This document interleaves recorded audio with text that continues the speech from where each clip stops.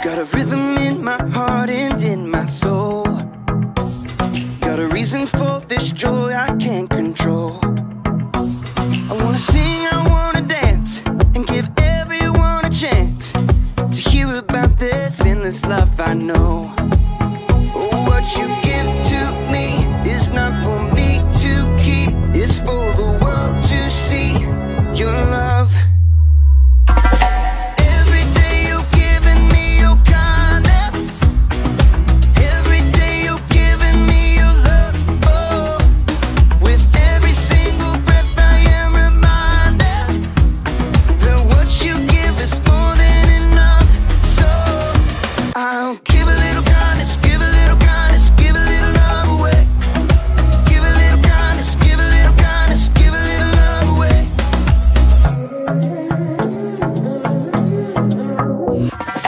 Yeah, you make me shine, you make me glow. You pick me up when I am feeling low.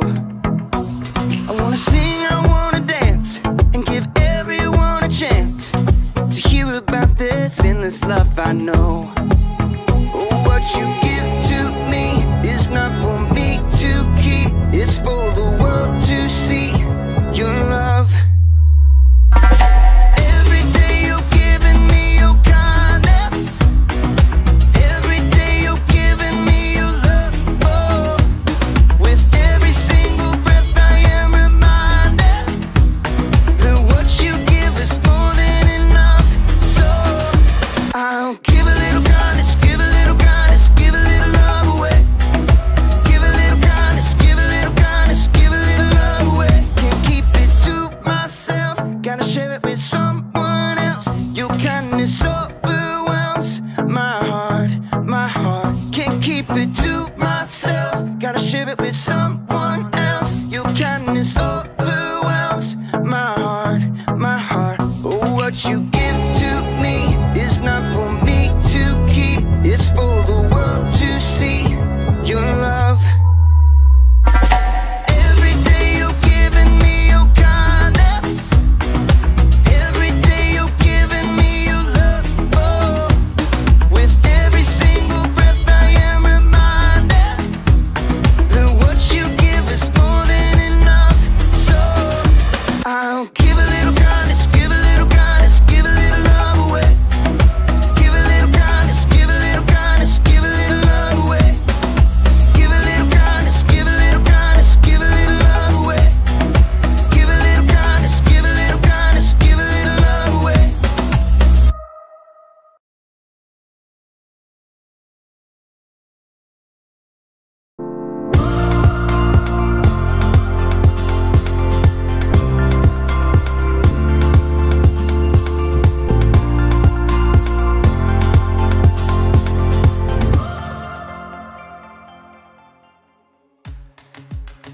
Dear God, this is my first. No. This is a letter. This is a way to. I don't exactly know what this is. I guess it's kind of a beginning for me. And I guess you too. A few weeks ago, small group kind of changed. I started wanting to know more about who you are and what it means to follow you. When I asked Jeff, my small group leader, what I should do, he told me about his journal. I was afraid I wouldn't know what to write, and he told me to just write you a letter about some of the stuff we were talking about in small group, like praying and recognizing who you are. I never thought about writing a letter to God, but this feels like it's gonna work. God, can you please help me keep this going? I think I may have a lot I need to talk with you about. Zach.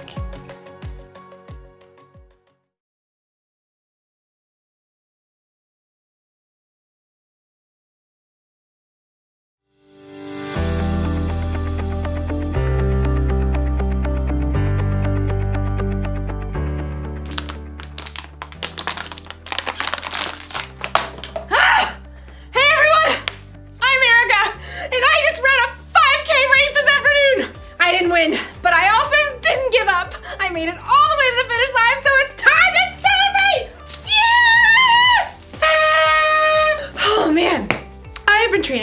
month for this race, so it has taken a lot of commitment. Commitment is making a plan and putting it into practice. I made a plan, and I practiced a lot. All that running.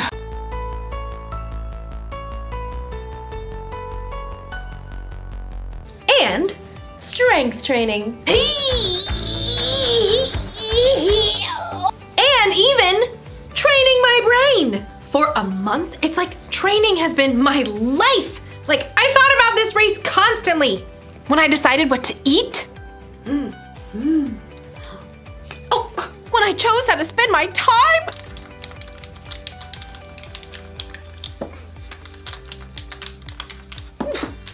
From morning until night, I kept my mind on the race. That's what you gotta do when you truly commit to something. Like, you've gotta live like it's important to you. Today's story is about a woman who lived her whole life that way. I'll see you when you get back. I've gotta get this party started!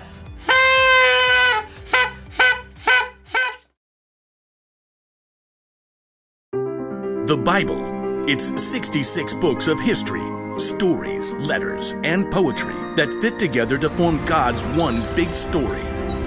The epic adventure of how He created us and loves us so much that He made a way to rescue us. As we travel through the Bible, from Genesis to Revelation, we discover people who met God and found their lives changed forever. Now, for an amazing story, inspired by the book of Mark, chapter 12. Verses 41 through 44. When Jesus rode into Jerusalem on a donkey the week before Passover, the crowds were excited. Hosanna! Blessed is the one who comes in the name of the Lord! Hosanna! In the name of the Lord! But the religious leaders were not. He's turning the world upside down. We'll have to fix that, won't we? All week, the religious leaders sent men to try trapping Jesus with trick questions. Teacher, is it right to pay taxes to Caesar? Every time, Jesus gave a wise answer that caught them off guard. Give back to Caesar what belongs to Caesar, and give back to God what belongs to God. Jesus knew the religious leaders were so puffed up with pride, they didn't want people to listen to anyone else. Jesus even warned the crowds about them. Watch out for the teachers of the law. They love to have the most important seats. They take over the houses of widows. They say long prayers to show off. One afternoon, Jesus and his disciples visited the temple. They sat down to rest for a moment across from the box where people came to put money they offered to God. Perhaps the disciples, mostly poor fishermen themselves, were impressed by the rich men giving gifts. Check out his robes. I think they actually might be silk. Jesus watched the rich men dropping handfuls of gold coins into the box. He knew that, like the religious leaders, they were proud to show how important they were. Check this out, world. Money, money, money. Always sunny in a rich man's world. Even though these wealthy men were giving impressive amounts of money, Jesus knew they had so much, this was easy for them. Simply a drop in the bucket. Huh. She looks a little out of place. The next person in line clearly wasn't wealthy. In fact, her patched robe showed she didn't have an extra cent to spare. A widow, probably. At that time, if a woman's husband died, she had no way to earn money and often had to live on next to nothing. 2 pennies? How's that gonna help anyone? Jesus was watching the woman too, but he saw something different, something more. Come over here, all of you. The disciples gathered around Jesus. What I'm about to tell you is true. That poor widow has put more into the offering box than all the others. Jesus' friends tried to sort it out. Excuse me, pennies versus gold? You couldn't buy an order of fish nuggets with that. Jesus knew what his disciples were thinking. The others all gave a lot because they are rich, but she gave even though she is poor. She put in everything she had. That was all she had to live on. Oh. When you put it like that. The rich men, like the religious leaders, were concerned with what things looked like on the outside. They didn't want to give in a big way that might force them to change on the inside. But the poor woman, who had almost nothing, chose to give everything. And Jesus saw her heart and knew that her pennies were worth far more than the rich man's gold.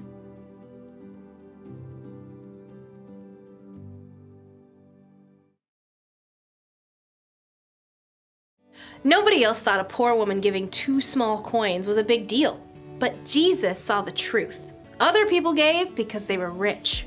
This woman gave everything she had because she was putting her trust in God. She was living for Him. And that's something to celebrate. Woo! Yeah!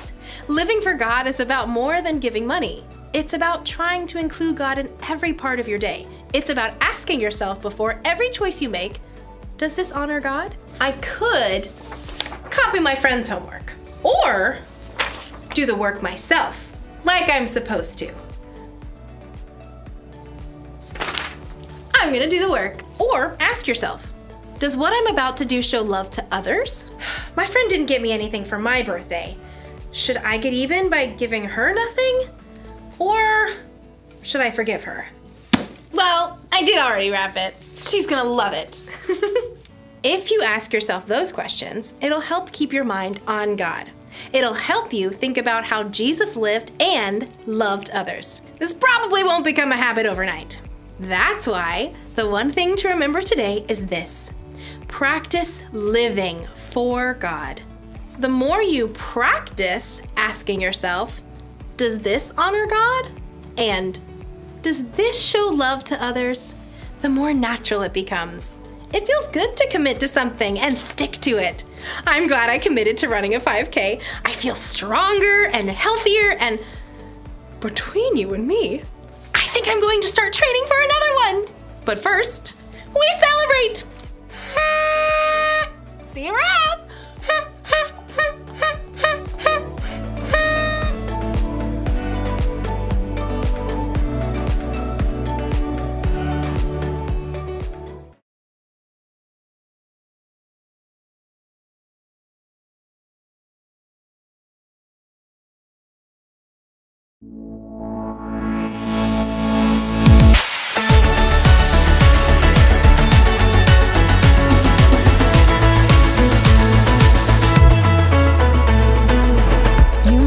Darkness run and hide, you bring the broken back to life.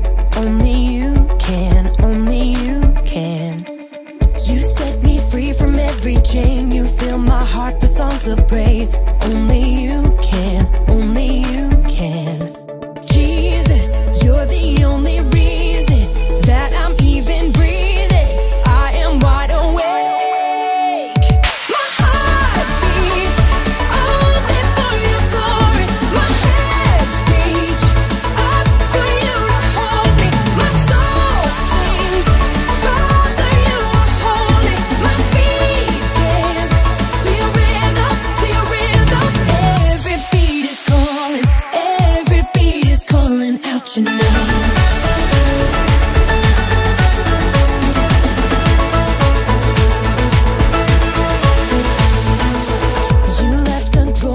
Your throne to bring this runaway back home. Only you can, only you can. You give me love, you give me life, you keep me dancing through the night. Only you can, only you can. My heart beats only for your glory. My hands reach up for you to hold me. My soul sings, Father, you are holy. My feet dance to your rhythm, to your rhythm.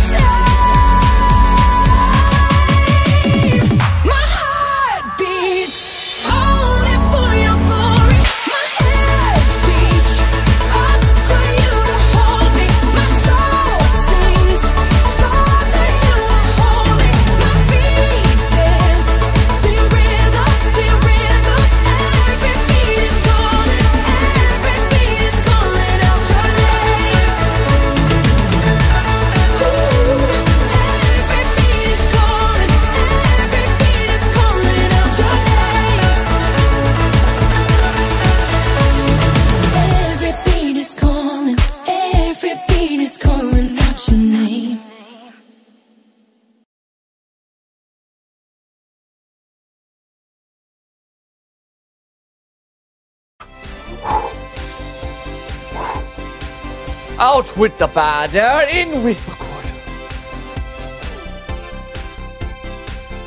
Give it up! Left more.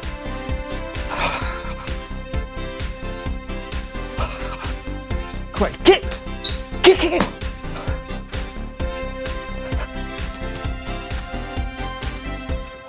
I'm ready.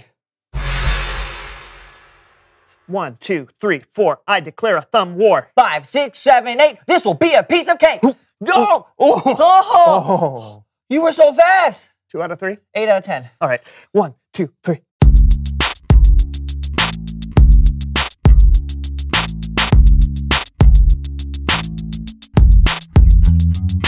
Hey everybody, I'm Brandon. And I'm Lawson. And welcome to the So-and-So Show. And I personally am very excited to be here today because I have something special up my sleeve. Oh, really? You got a surprise for us? No, I have something special up my sleeve.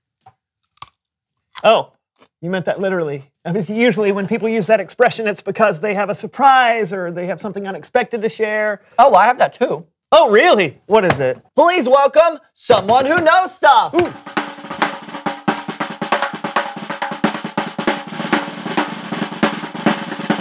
Hey, sis, come on in. Grab a seat. All right, you're Lawson's sister? Yeah. Oh, nice to meet you. Good to meet you too. Yeah. Brandon?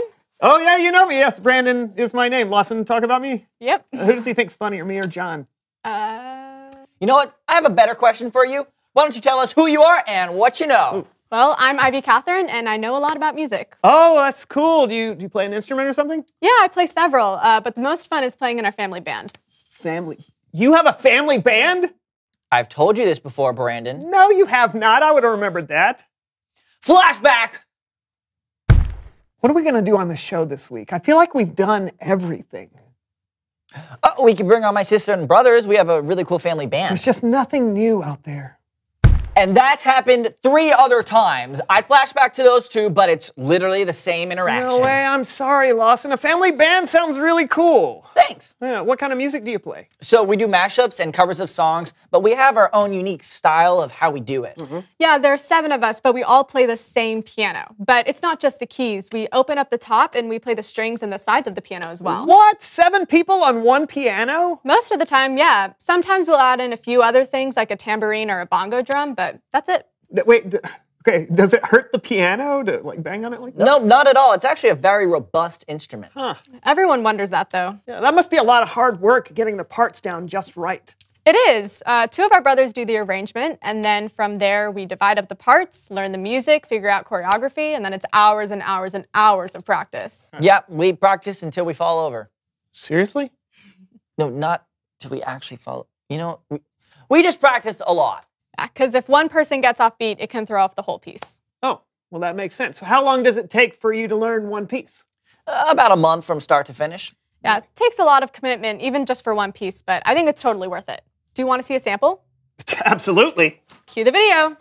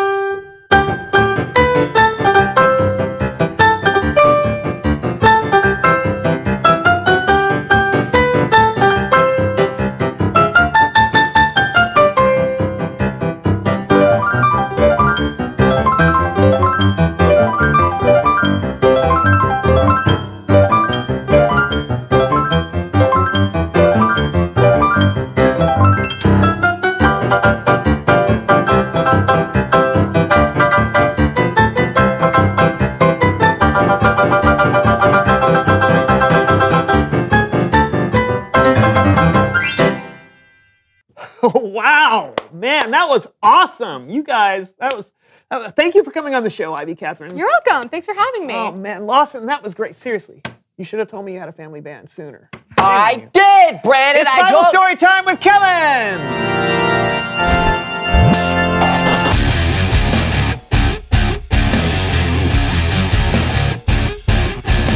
Hey, guys.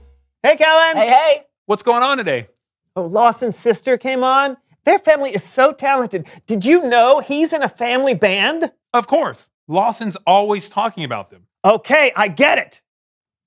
What's going on with you, Kellen? Well, today's story begins with Jesus and his disciples hanging out where people gave their offerings at the temple. You guys up for helping me out? Sure thing. You got it. Great. Because it's time for our human head puppet theater.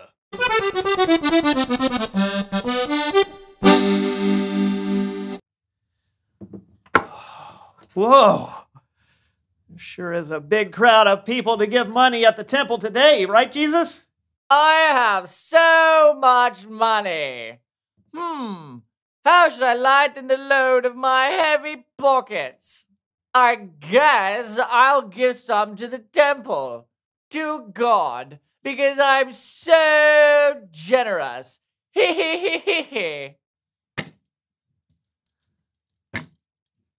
Money. Jesus watched the crowds come and put their money into the offering boxes. A lot like how today we put money into the offering at church. There were a lot of rich people who came and gave large amounts. Oh, don't mind me. Just giving a lot of money today.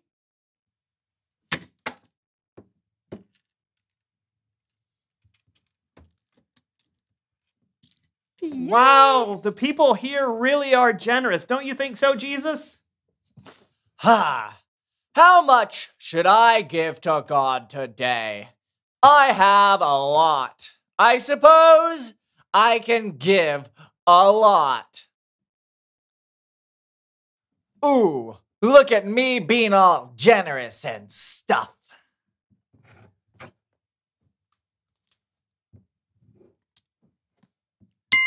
A little later, a poor widow came into the temple.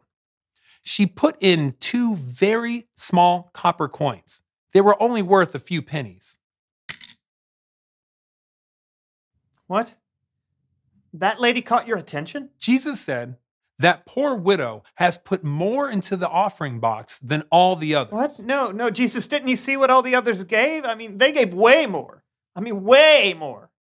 The others gave a lot because they are rich, but she gave even though she is poor.